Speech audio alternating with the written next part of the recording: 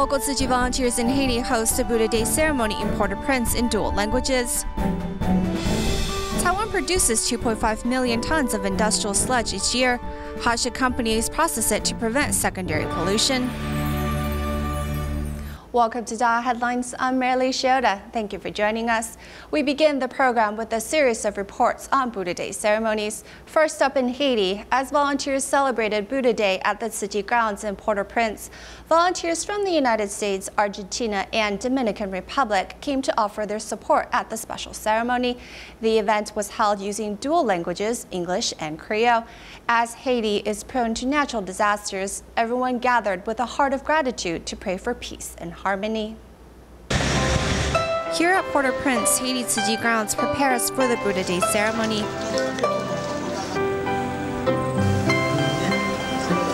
You will hear the fall to, that means you touch the holy water. The 2017 Buddha bathing ceremony will now begin. The ceremony is conducted in two languages.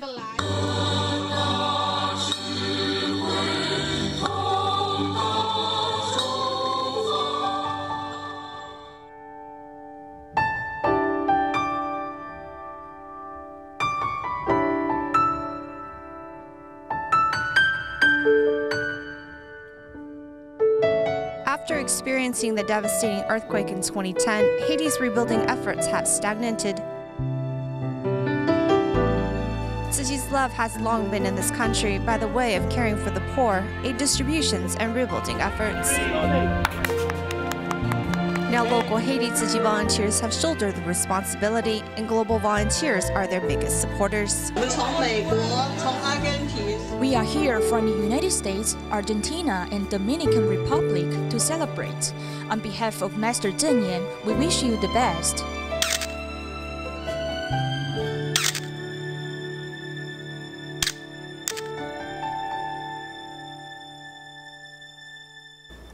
Next, we'll visit the Buddha Day celebration in Vancouver, Canada. We'll first join some volunteers as they visit some elderly volunteers in Canada that were unable to attend the official Buddha Day celebration. Then we'll visit the ceremony of May 14th, where this year the Government of Canada officially recognized the date as Tzu Chi Day, in recognition of the good that the Tzu Chi Foundation has done throughout its 25 years of operation in Canada. For the Tzu Chi chapter here in Canada, the second Sunday in May carries several important meanings. I'm pleased to bring a greeting from Prime Minister Justin Trudeau and the Government of Canada for your Harmony event. I will read it now. It is with great pleasure that I welcome you to today's Harmony event, a celebration of the Buddha's birthday and the 25th anniversary of the Tzu Chi Foundation of Canada. The regional government of British Columbia, along with the Greater Vancouver City government, awarded the foundation with a special certificate and declared May 14th Tzu Chi Day. Over the past 25 years, Canadian Tzu Chi volunteers have been supported in their global mission by the government and the local community. Whether disaster relief, care for the disadvantaged, environmental protection, or conducting free medical clinics, they have always received great support from the people of Canada. This year, on the very important Buddha Day, the local government chose to recognize the Foundation's contributions. Before the day of the official Buddha Day ceremony arrived, volunteers remembered to visit those who would not be able to attend.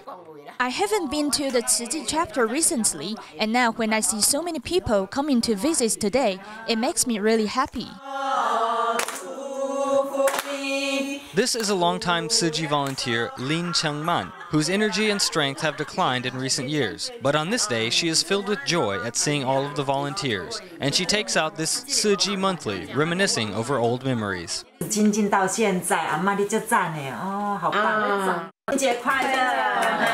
For many of these elderly bodhisattvas, this day is a chance to reunite with old friends, bringing joy to everyone's hearts.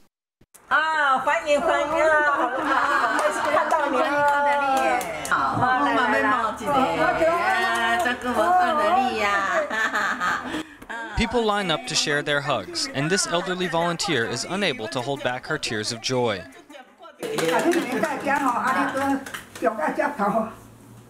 Thank you, everyone. You've come all this way to see me. You are all truly blessed.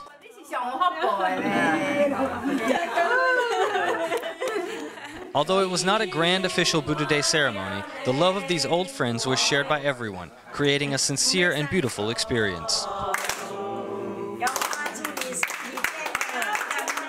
Tzu Chi volunteers in Hong Kong held a Buddha Day ceremony at the Hong Kong Cultural Center. In addition to honoring the Buddha, the event included children washing their mother's feet. It was a memorable moment for many parents. This year's Buddha Day ceremony is held at the famous Hong Kong Culture Center. The serenity from the event attracts many people.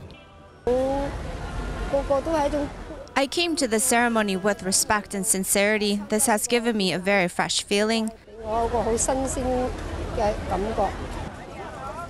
Many people also bring their family elders to the ceremony for tea and feet washing. I've been wanting to do it, but I haven't been able to take the first step. This is the first time in my life, and I want to thank my mom.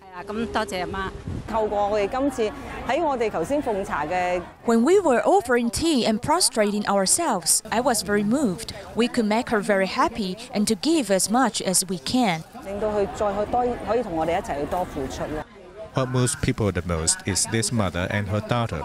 They are not biologically related, but they are very close to each other. My husband brought her home, and she's been staying with me since she was 5. She's not my biological mother, but she's nice to me. This is the first time that Tzu Chi volunteers hold a Buddha Day ceremony in Taiyuan Estate, but the neighbors come with enthusiasm because the volunteers have set up a recycling station here long ago, and the neighbors support it. Therefore, they also come to the ceremony happily. When I was honoring the Buddha, I was very happy, so I felt very comfortable. May is a month for gratitude and filial piety. To celebrate, special activities were organized in Indonesia, Taiwan, and China for children to express their gratitude to their parents, as well as learn how difficult it is to be a mother. Having a prop in front of her, this child plays the role of a pregnant woman.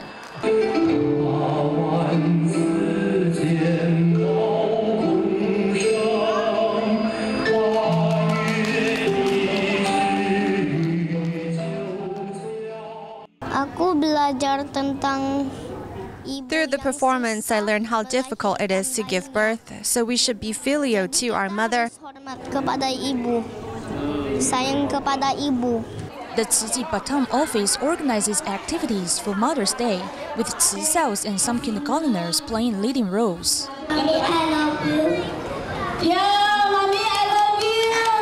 Mothers have also been invited to play games, reminding these children to hold their mother's hands more often. I feel very happy and proud because Tzu Chi taught my daughter to be more polite and a better person.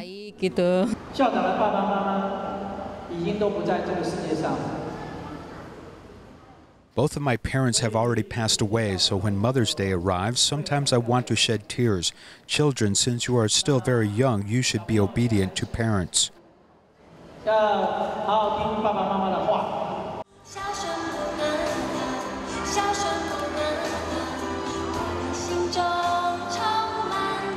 Children from Daqiao Elementary School affiliated kindergarten in Taipei, Taiwan, perform a sign language song to express their gratitude. They also lead their parents to give a sign language performance of the kneeling lamb.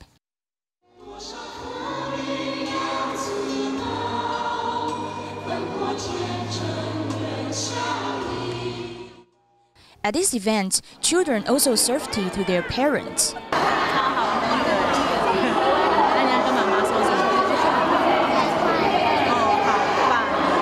Attending this activity is like sitting in a time machine. It reminds me of the endless devotion of my parents since I was young. Our own children now repay this love to us. Meanwhile, here in food in China, these children have to guess which hands are their mothers while covering their eyes. They not only rely on their sense of touch, but also their feelings. There is nothing special with her hands. As I approached, I smelled the scent of my mother's hair, and the smell was getting thicker. Tzu Chi Taimushan office has invited children and their mother to celebrate this special day. The change of the children moved their parents. Children must come here to learn to express gratitude since youth. This is the wish of all parents in the world. By attending these activities, parents and children can not only repay love to each other, but have also learned to cherish each other more often.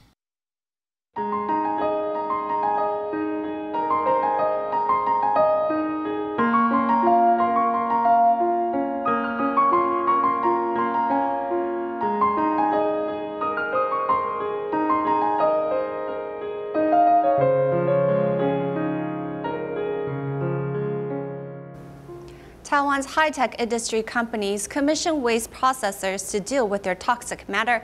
But where does this waste go? Over the past few years, industrial sludge has been illegally disposed of across the country. And over the past 4 years, more than 8 sludge producers have been involved in illegal disposal and have been ordered by the government to suspend business. Today, we continue to pursue this topic and how it could endanger our environment. This aerial footage shows that this once booming sludge treatment plant is now an abandoned facility covered with weeds and is under environmental monitoring for pollution. Located in Taoyuan City's Yangmei district, Qingjing was involved in numerous cases of illegal sludge disposal and had its business suspended for the past 4 years. The gate is locked and rusting. Once one of Taiwan's top processors of industrial sludge, why was Qingjing ordered to stop its business? Qingjing charged processing costs for industrial sludge, but didn't have any place to put it, so there was a problem with disposal. Qingjing was involved in many cases of sludge disposal throughout Taoyuan and Zhanghua. Inspectors found that Qingjing was involved in low-cost bidding and had been involved pawning off untreated industrial sludge as recycled products.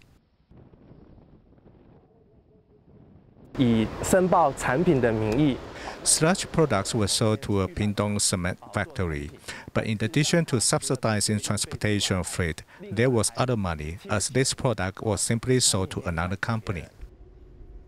Sludge typically has a cost of $18 a ton, with processing companies typically paying downstream manufacturers to take it. However, this sludge can't be stored indefinitely because of lack of space, as it is often secretly abandoned. From product to original material or secondary material or even recycled material, the government knows almost nothing. Only when it's illegally disposed of do we become aware. The whereabouts of sludge products has been difficult for the government to track, leading to illegal dumping due to a loophole in the law. The government is 100% strict when it comes to companies and their disposal of waste, though there is no oversight into these recycled products. Since 2010, domestic companies such as Qingjing and 3 others, which make up the big 4 waste processors, have engaged in low-cost bidding, leading to lower profits, and were repeatedly caught by the government for illegal operations, leading to their suspension of business. From 2013 to October 2016, in addition to these 4 leading waste processors, other companies have been involved in illegal disposal. A total of 8 sludge treatment companies were ordered to stop, accounting for 1/3 of sludge processing. With less capacity, semiconductors and traditional industries competed for this service, with semiconductor companies producing a high volume of sludge. After our inspection, they stopped receiving sludge and couldn't process it anymore because the sludge from these high-tech industries couldn't be sent anywhere. With few companies processing industrial sludge, Dongji became a rising star in this industry as a sludge processor and in 7 years received 59,000 tons of sludge waste. Dongji was probably falsely declaring that he had treated the waste, though in reality he hadn't treated the waste at all. Dongji earned $8.3 million in processing fees. However, the EPA recently found that it had falsified all of its documents. Inside this abandoned sludge treatment plant, there will be soil or groundwater pollution impacting the environment. This is Yuanling's Dounan Dongji Sludge Processing Company. The gate is locked, and from November 2016 onwards, the government ordered the suspension of work operations because the company put 50,000 tons of untreated sludge directly in its own facility. According to the law, we froze the perpetrator and his family's financial account with $1.4 million, and we additionally charged him with proceeds of the crime of $166,000. Imposing a fine of $166,000 does not seem like much, as Dongji made illegal profits of more than $6.6 million. Many wonder how this unscrupulous sludge processing industry can follow the law to do this illegal dumping. From the source, reprocessing plants and downstream companies are all complicit regarding reporting sludge processing. If they all work together, it's hard for the government to track where the sludge goes. After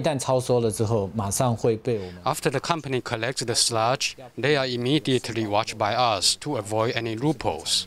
So they may work with sludge source to say that I will take care of it and will take money, but I won't apply for government approval. This may be the loophole they are using. Many of these waste processors have downstream companies, such as gravel plants, to undertake reuse of such materials. Sludge which hasn't been properly treated has been pawned off as recycled material and artificial aggregate, which is later dumped in Taiwan. In our next report, we investigate a sludge treatment plant and how the government undertakes proper inspections. Next, we'll learn a bit about the Eden Social Welfare Foundation and their activities in Tainan. We'll meet a care recipient, Ms. Shen Shuya, and learn about the special housing that is being offered by the foundation for residents who suffer from physical disabilities. Shen Shuya enters her home at ease, carrying her groceries. She heads directly to the kitchen. Miss Shen is a care recipient of the Eden Social Welfare Foundation. She suffered from paralysis in her legs and had to rely on crutches from a young age. Then, 4 years ago, she underwent breast cancer surgery, and since then has used a wheelchair. At first, the chair made it very difficult to live in a normal home and use facilities in a normal kitchen. Her family was worried for her living conditions. Here, I have food and water. My family members can go out and don't have to worry about me eating. Now I can go out and get food on my own and don't need to rely on my family members. The Eden Foundation in Tainan is providing this public housing for care recipients with physical disabilities. There is convenient access for wheelchairs with wide spaces and barrier-free living areas. However, many other residents in this community oppose this kind of housing. She said we would reduce the house prices. She said she didn't know what kind of people we were. I just thought in my heart, I'm the same kind of person as you. It has been 4 years since the Eden Foundation began offering its community support activities. We are not only caring for just a few households, we also care for the whole community. And bit by bit, our ability to offer more care and support for everyone increases. Even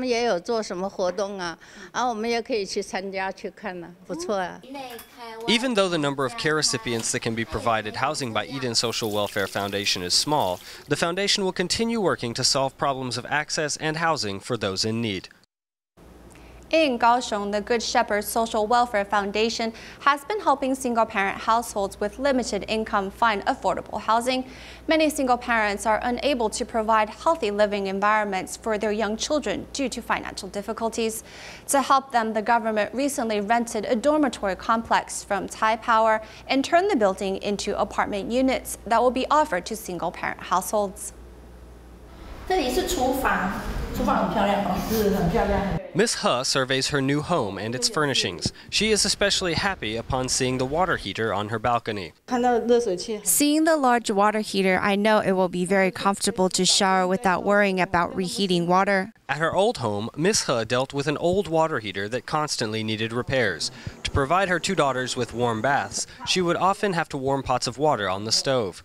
Seeing her new water heater, she is reminded of the difficulties she faced during her childhood in Vietnam. When I was younger, we would need to begin heating water before we bathed.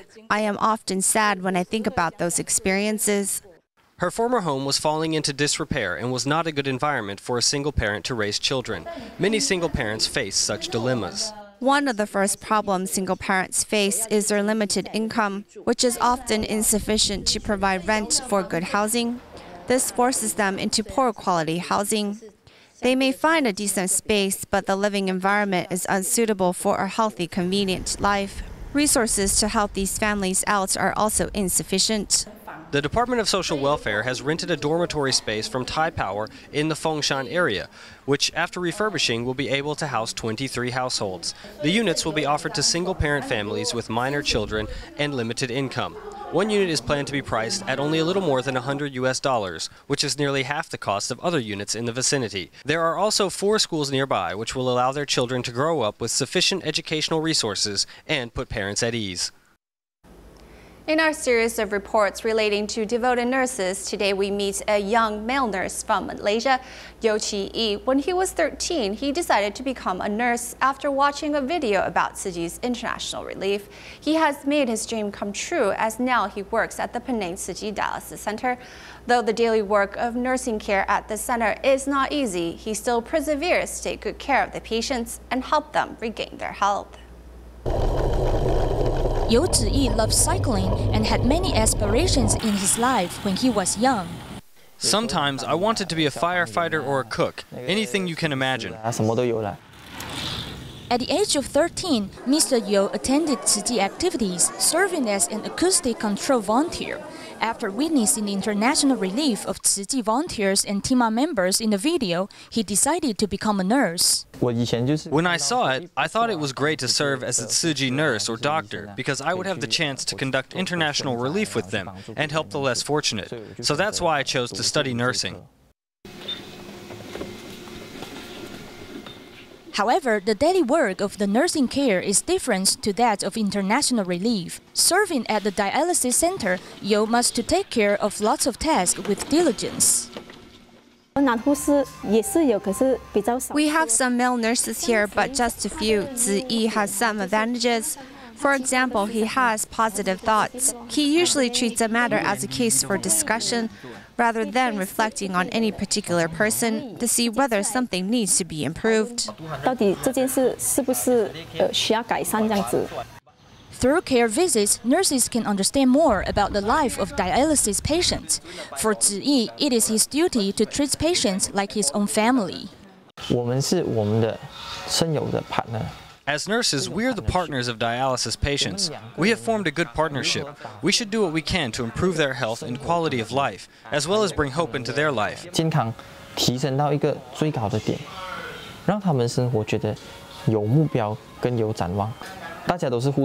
As nurses, we have a responsibility to take good care of the patients. Finding self-value in nursing care is still my goal. Tzu Chi has the determination to overcome any difficulties he faces on his journey in nursing. He will never concede to obstacles in life when he knows a solution is always just ahead. Prior to Mother's Day, Tzu Chi Malaysia Chapter's preschool asked the students to make cards and snacks for their mother. Some of the students were even encouraged to pluck up the courage to apologize to their mother for their past behaviors. We will leave you with these images at the end of the program. Thank you for joining us today. Goodbye.